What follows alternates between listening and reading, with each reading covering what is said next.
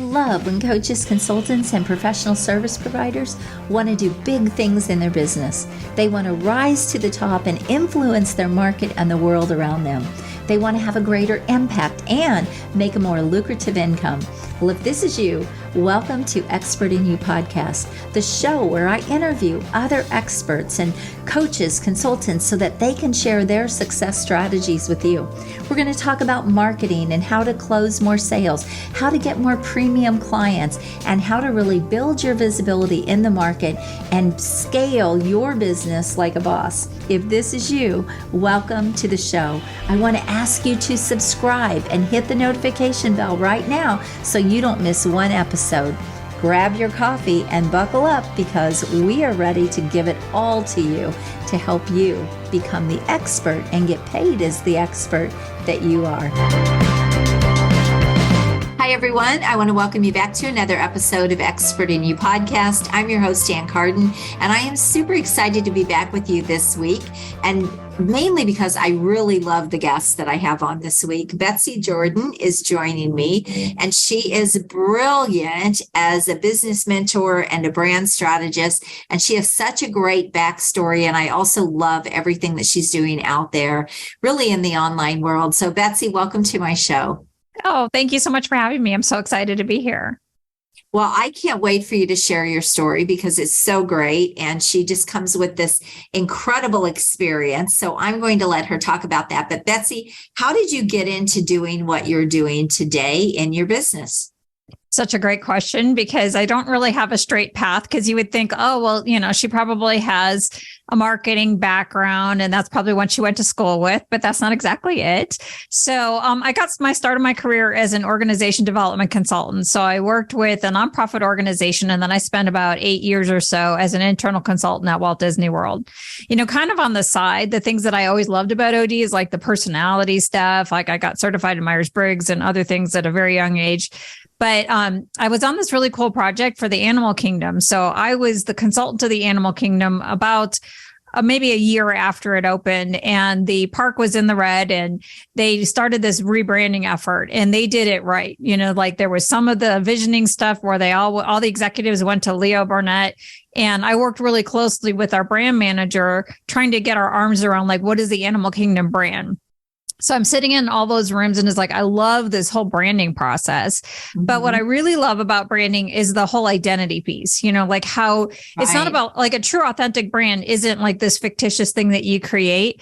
The big moment at Disney, this was like the aha moment. So it was really interesting. So when Disney opened, they wanted the animal kingdom to be not like a Disney theme park. So they tried all of these things and it did not work out. So the big strategic moment at that work session when we were working on the branding is when the VP of operations for Walt Disney World and the VP for the creative side, the Imagineers, they looked at each other and like, oh my gosh, we need to become a Disney theme park.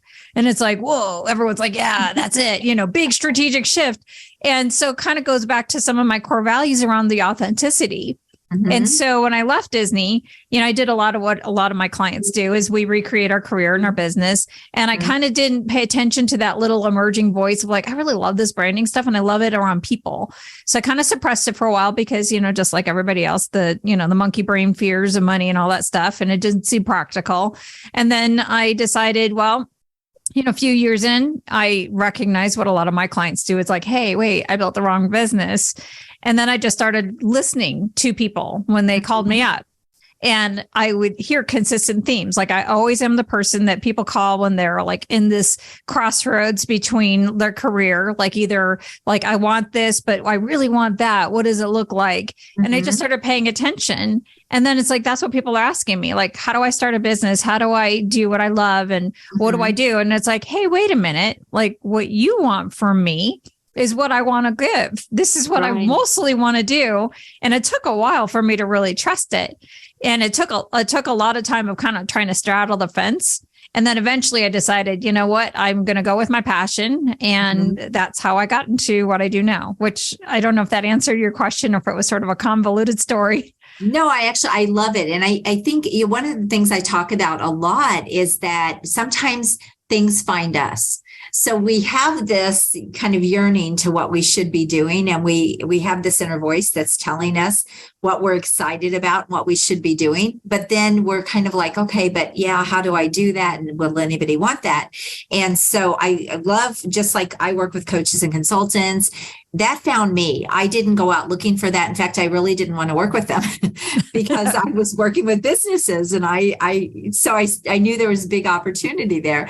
And so I love that you talk about that, because that really came to you and it made so much sense. And then the fact that you loved it on top of that, I think there's nothing better than making money with your passion. I just think it's the best thing ever. And I think it's like also making money off of like who you've always been. So I have this picture on my website of myself when I was a kid, ironically going to Disney with my family. And it's like the perfect picture of who I've always been. So I think my whole family was when we went to Disney, my mom made us take pictures with all the characters. She was one of those kind of moms. And, everybody wasn't thrilled about it. But every time we'd go to see the characters, like my siblings would be like really compliant. And there would be me on the other side of the character. I think I was like 8 or so at the time. And I'm standing on my tippy tops, my tippy toes, like trying to look inside the eyes of the characters, because that's where the person was.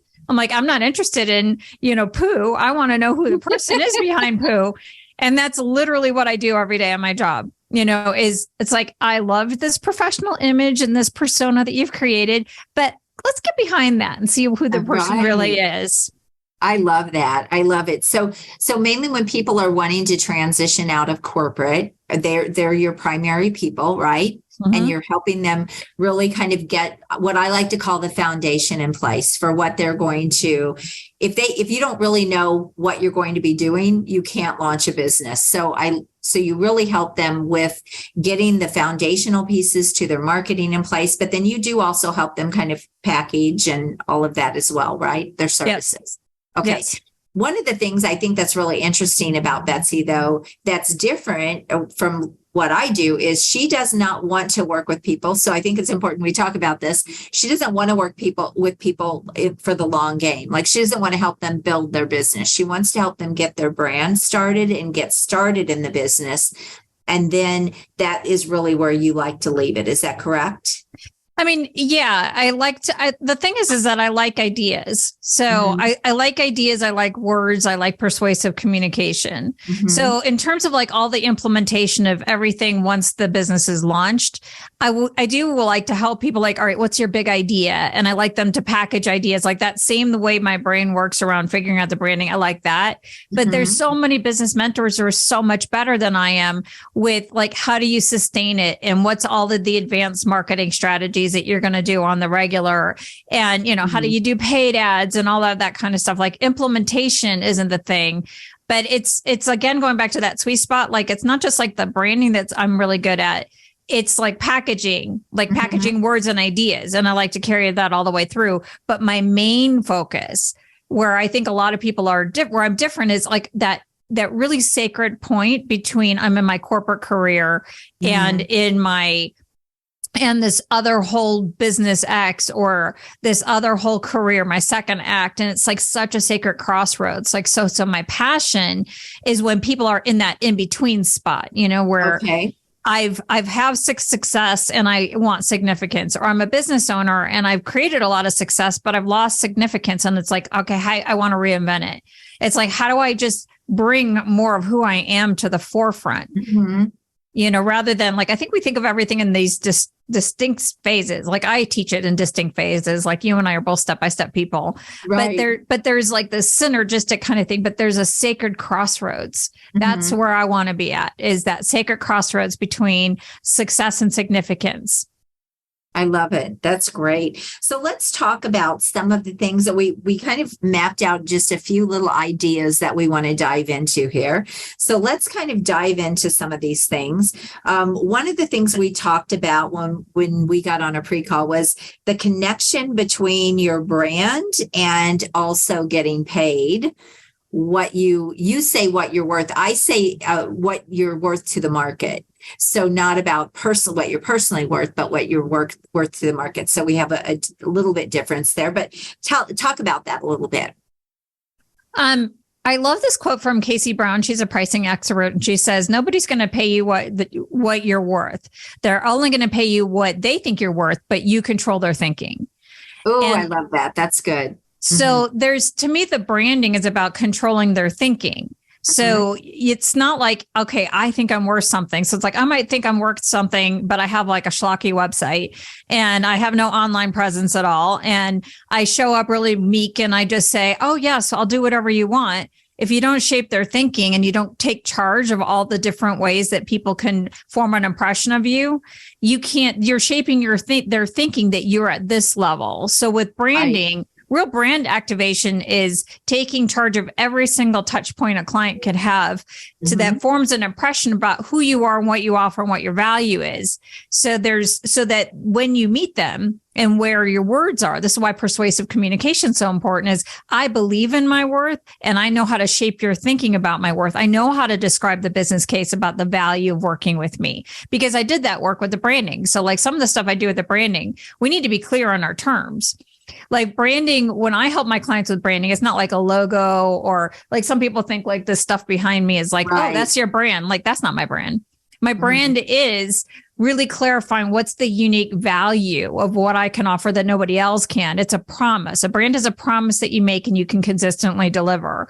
So if you have a promise where I just want to work with any coach, anybody who needs coaching, I just want to do that. Well, you're not really showing the value in that. What's the value of it? And it's for whom? So the brand begins with the value and owning your value, seeing your value and having that value not in your head, but in your heart. It's almost like in a full body, an embodiment, and when you put your website together, it's not a marketing tool. It's a manifestation tool of everything that's inside of you. And it's a way that people can access it. And so when you are not intentional about that and you're not intentional about the touch points, then you're not going to be able to shape anybody's thinking about your pricing. So when you do that, then you can, because you can't go to McDonald's and pay a fine dining restaurant kind of fees. They haven't shaped your thinking that way. But you also, if let's say you were going to go into a fine dining restaurant, but the bathrooms were a disaster, or you got the fork that had like dirt still on it, you'd be like, I'm not sure I'm really wanting paying those premium fees. That's what happens to your clients. It's the disconnect. They get on your LinkedIn profile and it's like nothing. Or they go to your website and all it has is a bunch of stock images that you just made, over a weekend with, third person copy that is like, I'm so-and-so and I have, this degree and that degree. Right. You're not engaging Nobody anybody. cares about those letters behind your name for sure. No one does. No one does. Right. Right. Yeah, I love this. One of the things I really love that you talked about too is the connection between your head and your heart. And I know as I help people elevate their brand and their visibility and be seen, I like to use, so you use the McDonald's and the fine dining metaphor. I use the Lamborghini and the cheap used car metaphor. So that's a good one. You can't get Lamborghini prices if you look like the cheap used car. And here's the thing, because we have online today, we have online marketing, everyone's on the internet. That's not an option anymore. People still, for some reason, think it's an option that you don't have to be on the internet. That is not the case. Competition is more and more people, especially, are going into business for themselves. So the competition is fierce. You have to be able to set yourself apart. And if you don't have a really strong online presence online, that didn't make sense. If you don't have a really strong online presence, you are going to miss those best opportunities. And I'm still blown away sometimes at how people don't understand this or know this if they're in business or if they're in the market. So I would compare that one though. Like to me, it's like if you don't have an online presence, you don't have a business because what we sell is our ideas. And so if you don't have a place where people can access and buy your services, which is your ideas and your thoughts and, your personality, you don't have a business. You're a freelancer. It would be like saying, hey, I really want to have a restaurant. And, but I'm not going to open the store, like I'm just going to carry food around with me wherever I go and hope for the best that you're going to enjoy my dining experience. Like I'm just going to throw food at you and, oh, please pay me a 6-figure contract. Like that's just not going to happen. Right. Not going to happen. And for your audience, because you're trying to help your audience go to B2B corporations. Yes. You do not understand how corporate buyers work if you don't have a credible website. So they think I'm just going to go to somebody, they're going to hire me. Like, no, this is what happens. So an executive team is going to sit around and they're going to be like, hey, we need to work on that. And the CEO is going to be like, yes, let's do that. And that CEO is never going to be the one who's going to go online looking for you. They're going to go to somebody else on the team. So they're going to look over and say, hey, you go find that consultant. So then they're going to go find that consultant and then they're going to pull up the website. So it's going to shape their own thinking. And then they're going to take that website link and they're going to share it around the executive team and say, well, what do you think? Or if they meet you and they want to bring you in, then they're also going to share your website link and share it around after the fact. So it's not just even around like, oh, you're not going to stand out. It's like, you're not going to look credible. So why are you wanting to work with organizations and not want to influence them? You have to influence them. And that begins with how they see you. Absolutely. And it's the same too, even if you're working in business and, in the business sector as well, and not even big corporations, people are still going to Google you. There's still, I'm blown away. And I think Betsy, you and I talked about this maybe when I was on your podcast, I don't even remember, but I am still blown away at the instruction that coaches and consultants are getting out there about you don't need to build a website. And they're getting that information on Facebook. Oh, as long as you have a Facebook group and you have a Facebook page, okay, nothing speaks lack of credibility and you're not a real business like that. And so you don't need one to get started, maybe to get your first client, but you do need one if you're going to be a business. I can't even imagine not the opportunity that people are missing if they don't have those foundational pieces, that online presence, that digital footprint, that website. It's just, they're going to miss so much opportunity in business doing that, not having that, I should say. Well, I would say even more than that, like their life, because that's not a sustainable business model. So what I hear people say is, hey, why can't I just go out there and get clients? I'm like, yeah, cool. You already know how to go get a job. You're going to do that. But how fun is it to be in that stress to constantly be out of a job? Is that fun? Right. I've never been in that scenario because I went straight from jobs to having a business. But do you want to be in that chase for the next client? Because even if you get that big subcontracting assignment, first off, if you're a subcontractor, you're not a business owner, you're a subcontractor. So you're at the whim of somebody else. You've completely capped your earning potential because you're only going to get paid subcontractor fees. And they're not interested in your, you can't move them to values based because they're the ones who did all the work to land the client. Right. So you're going to do that. Then you're going to be in this chase. And at some point, you're going to be like, hey, wait a minute. I thought I left corporate or my busy 9 to 5 because I wanted time freedom and flexibility and having control over my earning power. And the only way that you are going to be able to make money is working tons and tons of hours, which is exact opposite. So it's not just the money that's being left on the table. It's time, it's flexibility, it's your freedom, it's your creative freedom. If you're not out there marketing, like how creative are you going to be with your clients because you're constantly in the hustle? And also you're going to wind up being in that paid by the hour kind of thing. Oh, the commodity box. Mm-hmm. Yes. And what's going to happen with the commodity box? You know what's going to happen. Right. Well, they price shop for one thing. So yes, they're going from person to person, and they're trying just like they would in corporate. If you don't set your brand apart, if you don't look different, if you're not a strategic partner and a strategic advisor to them, they will price shop you, right? They are going to go out and look for, okay, or they're going to ask for proposals and here's everything we have. Let's pick one, right? Yeah. So, and who wants to be the low cost leader? Exactly. That's the best way to stay broke and not have a business. So no, I love this. And you did bring up the subcontractor thing. And I think that's really important because so many people don't think like that. And they think they're employed. They think they're self-employed. They're really not. They really don't have a business. So yeah, let's dive into that just a little bit. Let's dive into why that's such a bad idea, Betsy. Because I know that's kind of a pet peeve with you. It is a pet peeve of mine. I was on a call with a potential client the other day, and he's like, "Well, what do you think about like going to like just even like a big box store and just working that for a few years?" And I'm like, and he's like, "Okay, I could tell you have an opinion on that." I'm like, "Yeah, I do. I hate the subcontractor model so much." It's fine if you don't have any experience. Like if you are in your first career and you want to get experience and you like the consulting world, I think that that's a great way to go. Go be a subcontractor somewhere or go work for the big box firms because you're going to get training. And I think that's great. But the people that I work with, and I think the people you work with, is they're mid-career professionals who are accomplished in their own rights. And the only reason why they would ever subcontract is fear. It's not because it's out of strategy or a great vision, but you're at this level and you got all this experience. So what you need to do is you need to learn how to repackage it into a business model. And you have to work on getting smart about your marketing and especially your, what I don't call it contracting, I call it partnership setup, is whoever is the person who sets up the partnership with the client, that's the consultant, that's the advisor.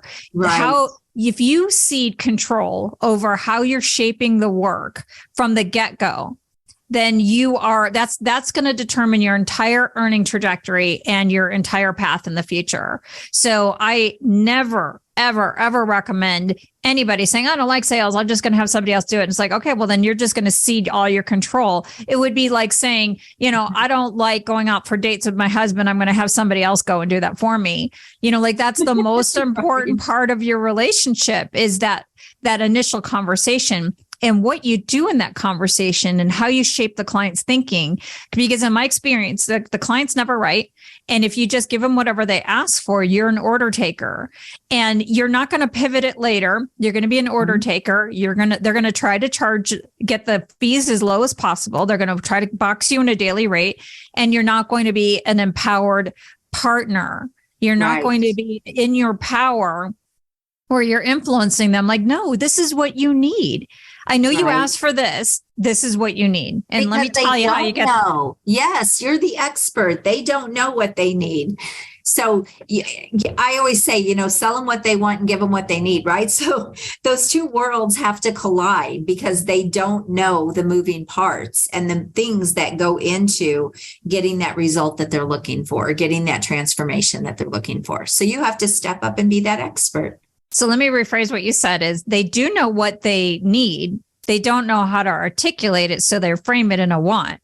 So it's up to you as the consultant to draw out of them what that need is, the result that they're looking for. But you tell them how to get there because they don't know how. If they knew how, they would already be there. They'd be doing it, right? But they don't know how. And so that goes back to the branding. It's owning your power, owning the value of what you do. And then you manifest it in the website. And you got to think about the website creation as like an action learning opportunity for your value proposition to drop from your head to your heart. I'll never forget, like after I finally invested in my first real website, I had left Disney. I started freelancing on the side, doing what a lot of people did. I did do that, just get out there and get clients. I wasn't really thinking I wanted to do a business, but I got divorced and then I decided no, I really don't want to go back to corporate. I want to have a business.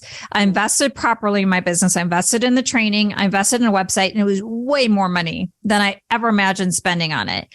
And it was really interesting as I got my first lead after launching my website and they really wanted to work with me. And it actually came from a referral. And this is where website and branding and all of that even helps when you have referrals, is they wanted to work with me so much that they gave me my competitor's proposal for an executive development experience. Oh, wow. And they're like, meet it or beat it. This one's yours. Just meet it or beat it. And so I looked at the proposal and this is what a typical consultant would say. It's like, okay, I'll do a 2-day executive workshop. It's going to cost $7,500. Here's how many days I'm going to do for prep. Here's the days on. Here's the follow-up. Here's my hourly price. Here's what it is. I looked at that proposal and then I started asking the client more questions. I'm like, well, why do you want to have this executive development program? They're like, oh, well, through my expert questioning, it's like, oh, well, it was during that time period where a lot of companies stopped growing organically and they had to grow more from mergers and acquisitions. And they're like, the only way that we're going to survive, the only way that we're going to grow is through M&A. And we need talent on tap in order to have people, executive positions and people ready to put it in there so that we can implement our M&A strategy. I'm like, well, gosh, this is huge. Got them articulate what's the business case, what's the money on the line. And I came back with a proposal. I'm like, this 2-day workshop's not going to get you there. Right. Not going to happen. We need a more comprehensive program. We need to identify what the competencies are that you need to have as for your executives. We need to identify who your high pos are going to be. We need to have some sort of 360 assessment. We need to look at this as an overall development experience, and we need to hook it into your overall strategy. And so I came back with my proposal, and it was like 5-6 times more than the other guy's proposal. And they started freaking out on me. And they're like, oh my God, we're going to have to like break the bank to work with Betsy. I'm like, nope. And something came over me at that moment. I'm like, nope, that guy, he's an expense to be managed. I'm an investment that will deliver a return. And then they signed instantly. And that was my first client, second client. And that's how I wound up like making that, $300,000 in the first 18 months. But it's because I invested in my website and my branding is my value proposition and my understanding of the value, what I did. It went from head to heart and I was clear. And I didn't cede control over my proposal process to somebody else. Like that's when you do it. That's how you shape the work. Yeah, I love too that. So a huge, huge gold nugget for people. I love that you didn't just accept, meet it or beat it. You didn't accept that. You knew as an expert there was more there. There was more under the hood, more things to uncover, and you dug in, and that's how you were.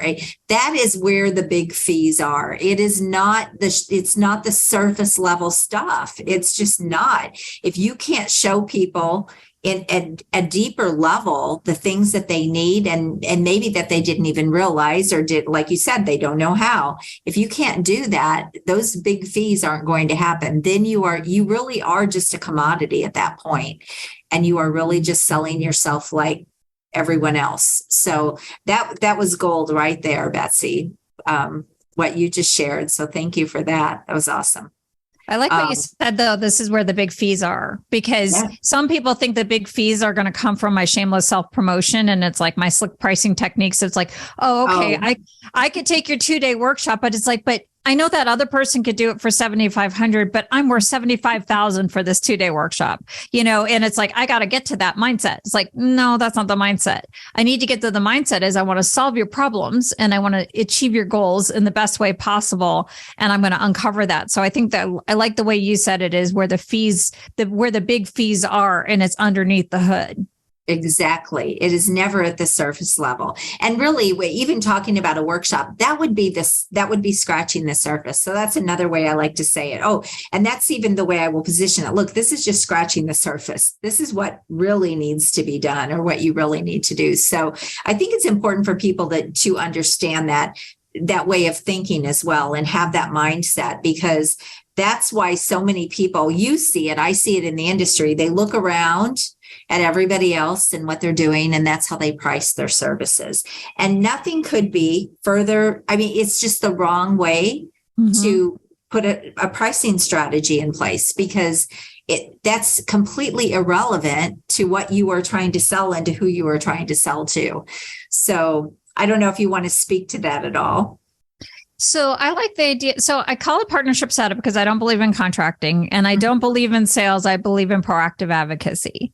So I don't feel like if you get really focused on like, I'm deeply listening to what you want and I'm deeply listening to your challenges and I am really putting my best effort to put what is the best solution for you, then I'm not selling anybody in anything except for what's in their best interest. So I think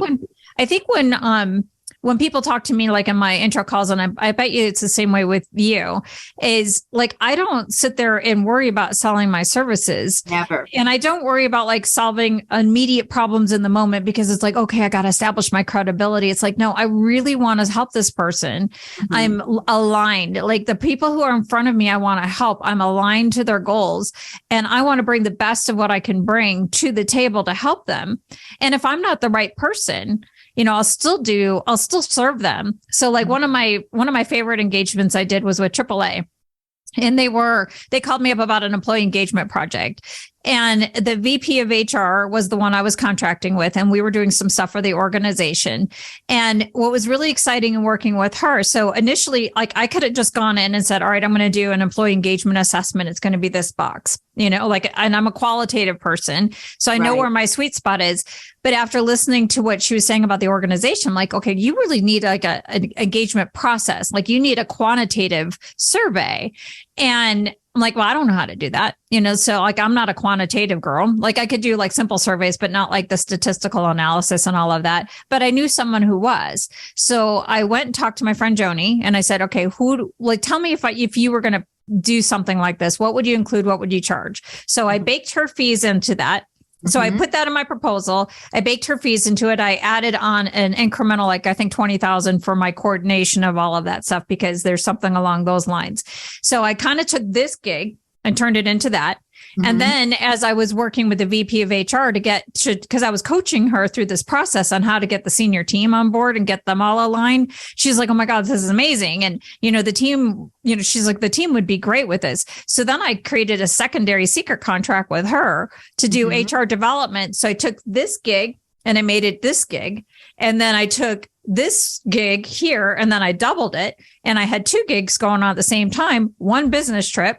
And so now I've increased my revenue, but I only did it because I increased the value that I wanted to bring to the table. I wanted to make a difference with this client. And I really put my best effort to put a package together. Not that I have to do everything, but I got 20,000 of passive revenue. Doing nothing, right? Or very little. I mean, I did do the coordination, but there's value in the coordination between the two. And I developed the HR team. And so when I left, I had a group of people who were equipped to sustain everything that we did together. Yes. No, I love that. And I love what you're talking about. And yes, you and I have absolutely the same philosophy, you're always selling with integrity, but you're not selling. It really truly is about what is right for the client. If this is not right for the client, then you refer them out or you do something different. And the way you brought that other person in, I know I do that for a lot of things as well, where I'll bring in someone. I have partnerships with people and I have revenue streams, but I don't do the work. I coordinate the services. And so that's such a great way for people to think, and also thinking outside the box too, to really increase their revenue. So it can be done on the small business scale, but it can also be done like you're talking about in the corporate world.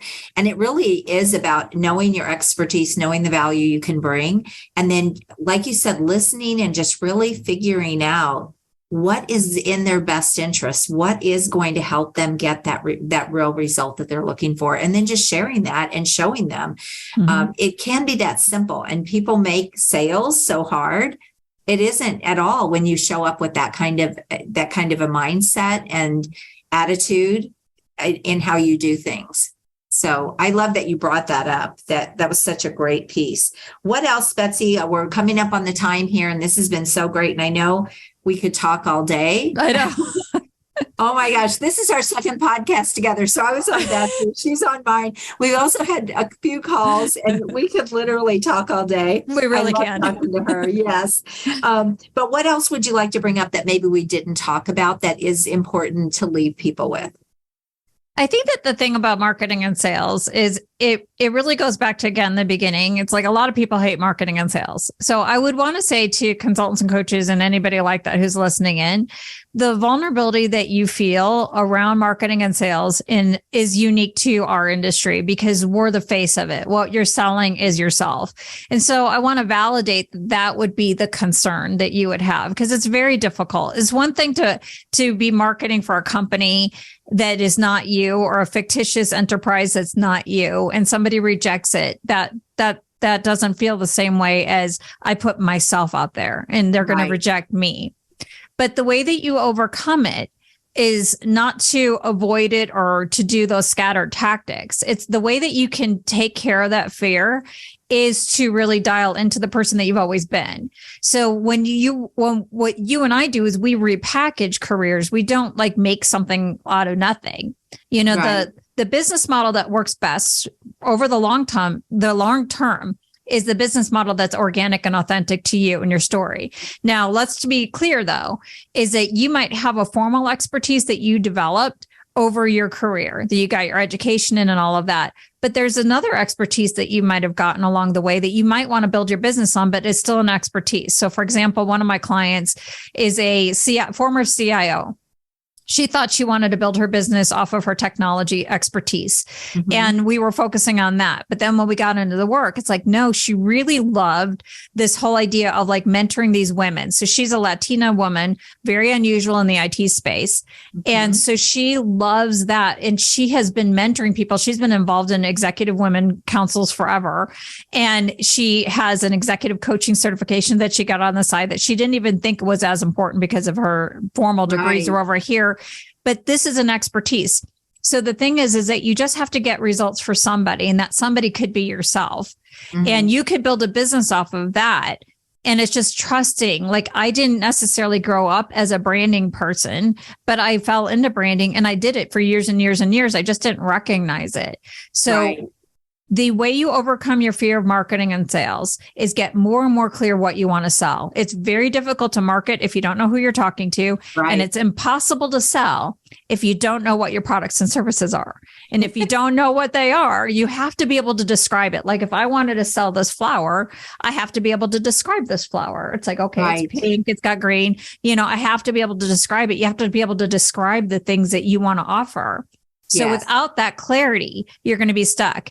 And without that clarity, it's going to jack up with the mindset. But I really want to emphasize that if you are listening to some of the things we're talking about positioning and owning your power and all of that kind of stuff, I just want to validate how hard it is sometimes for us as consultants and coaches to because of the vulnerability of our product and service, which is us.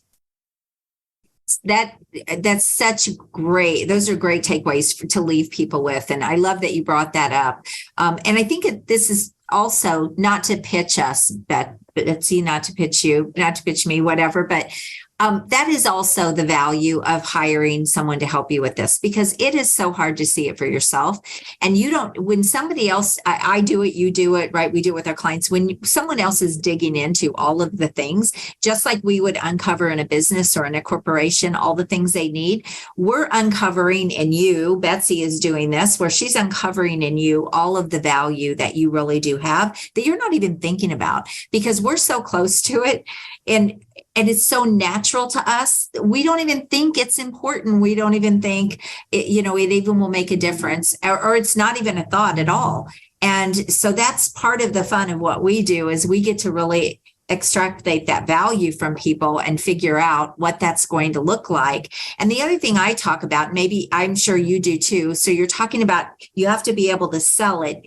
People have to be able to understand what they're buying. But I like to say you have to create something that feels tangible to them, where they clearly can see what they are buying and what they're buying into. And if you can package your services in a way that they almost feel tangible, like you're buying a phone, it's that simple, then you will close more sales and you'll be able to build your brand and build your business. So such great stuff. Oh my gosh, this was so good. You gave so much gold. Thank you. Thank you for being here. And I absolutely love talking to you. Thank you so much for having me. This is a lot of fun. And I love what you're doing. I love just every time we've met, like the expert in you, I love seeing that right behind you every time because it feels like it's a reinforcement. It's all surrounding you, like just, owning your expertise. The secret to long-term success, and when anything you do, is just to own your strengths, own your superpowers. And that will kick the fear, the concerns, the, getting paid less than you're worth. That'll kick it all to the curb. And, owning that expert in you is the answer. Well, I tell you what, you can definitely hear that Betsy is an incredible expert. And if you need any help with anything she has talked about, I can't recommend her enough. She's just phenomenal. And I think she's just amazing. So I will put all of your links and everything. But how can people get a hold of you, Betsy? She is on LinkedIn. You're probably not as active on Facebook, I don't think, but That's because I don't like Facebook. Yeah, I understand. I check it out for just, family stuff, but I'm on LinkedIn. I have a YouTube channel. I got a ton of videos there. I have, go to my website, www.betsy.jordan with a Y, not an A.com. And you'll find my podcast there. I don't remember exactly how many episodes I have. I've been doing it for like a year and a half or so. I love podcasting. I have my blog. My YouTube channel has a ton of videos. What's going to be really fun for you if you go look at my videos is I've been in business for, 15 years. So you could see me aging online. It's so fun. So you can see some of my early videos like, oh, she looks so young. Well, you are so bold to share that with everybody. I don't tell anybody. I have like 500 videos. I'm like, please don't go back and watch the first one. Please don't do that. I had an interview with a client and I was like, it was for like a little side corporate gig I was doing. I'm like, is there anything you want to know about me? And they're like, oh no, I did research. I'm like, so you've seen I've been aging online. She's like, oh yeah. And I'm like, oh, might as well say that first. You know what? I'm going to dive into that just 1 minute before we stop here, because you just said the magic right there. Oh no, I researched you. That is exactly what we're talking about here. And that's the foundation. These people will research you. People do it to me all the time. When they book on my calendar, when they book on your calendar, they already know they want to work with us. In most cases, they already know. Because they've researched us. And if we didn't have a brand out there that stood out, that was very clear and concise on what we're trying to do, all of that wouldn't happen. And so it does all the heavy lifting for you. So you don't really have to sell. You can just show up and you can serve those people and find out what they need and then just move forward. So it's a much easier way to do things. So I'm glad you picked that part out of my story versus the aging online thing. So thank you. No, I was trying to be kind. If we've been out, I've been out here, I don't know how many years online. So I get it. And like I said, you were just really bold to share that. Oh yeah, go see how much I've aged. It's almost like it doesn't, like, it's kind of like, the badge of honor in some ways of like, yeah, I have been able to make it for a long time. I started my business when my kids were like 2 and 3, and now they're 19 and 21. Like, I did it. This is like the encouragement I would give people too. It's like, especially those who are like worried about money. It's like, I did all of this as a single parent, and, like I could pull it off, like, and it was my primary income and all that kind of stuff. But I think the fun part is that, like, as I've gotten older, like, I'm cool with more of my imperfections. Like, it's so interesting. Even as I look at what's more authentic, like years ago, I would have never had a bunch of pink and butterflies and a flower on my wall, because everyone's like, you got to have this corporate image, like I got so much crap because I didn't want to wear suits in my first photo shoots. And, people are like, you're not going to be credible. So it's like, okay, I put myself in the straight jacket suit, which I hated.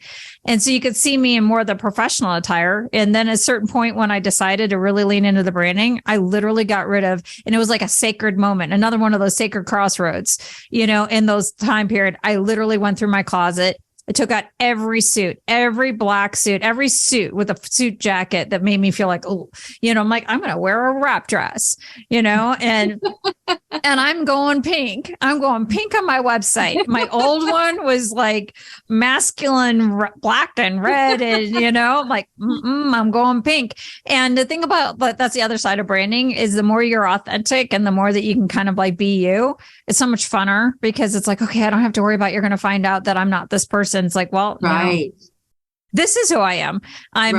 Next week, I'm turning, I was born in 68. What am I turning 55 next week? You're just a baby. You're just so young. Oh, you're so sweet. But it's like, you know what? I got a track record, like I've got a time period. I got wisdom there. Yes. Got wisdom. Yes. And I would much rather have like the wisdom in being comfortable in my own skin than trying to, keep up with somebody else's image. So anyway. Absolutely. No, and I think you're absolutely right. I think the older we get, the less we just get over things a lot faster, and we don't worry about it. Although I will say, when I first came online, I struggled with a lot of those things. And I think that's a good point for people to know too. Hey, we've all gone that path. We've all walked that path of fear. We've all messed up videos. We've all messed up our content. We've had typos. All of those things that go past tense, like, oh gosh. Yes. Well, Exactly. I have really like great listeners. Grammarly. I have so many nice people who say, "Hey, by the way, in that video, you have like a typo," or, I get emails like that all the time. It's like, you know what? That's the problem. That's going to be the shadow side of being prolific with content. I'll live with that one. Yes, I'll live with my imperfections. I feel like a whole nother podcast coming up here because I laugh, I'll never forget when I started doing email marketing and all of this online stuff. And I remember sending out an email one day, and yes, somebody emailed me back. I was so horrified. He said, "You might need to get an editor," because I had some typos. And so I sent him back a nice email and I said, "My editor's on vacation, but thank you for sharing." But I was so mortified and so horrified but you can't let those things stop you. You're just like, okay, I need to do a better job with this. Maybe I do need to get somebody to look at my stuff, because you can't look at your own stuff and edit it. There's just, no, you just can't. I don't know what it is. It's like we have blinders, but okay. Another podcast, Betsy. We'll have fun with that one. Yeah. We'll do the done is better than perfect. There podcast. You go. I love it. That will be ours. That could be a great show. Okay. And if anybody's listening and they want to be a part of our podcast, we can co-host a podcast and get a bunch of people on it. There you go. Yes. I see some new things generating here. So Betsy, this has been a blast. Thank you so much for being on here, and so much gold here, so much gold. So I can't wait for you all to really listen to this and definitely reach out to Betsy. Check out her podcast as well.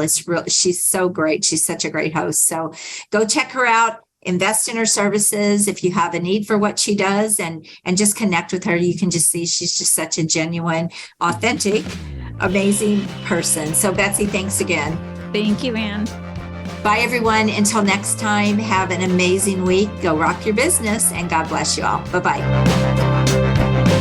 If you've enjoyed this episode, I want to invite you to go check out a free training that I have at expertinu.us. It is a training that I have on how you can get ultra premium dream clients, scale your business, get more freedom, and really simplify your business and multiply your money. So go check that out. And again, that is expertinu.us. I want to thank you for being here with me this week. I hope you found massive value. Please always leave a comment, feedback, or a question. We check them all. And I want you to go rock your business, and make sure you join us again next week. God bless you. Have an amazing day. Bye-bye.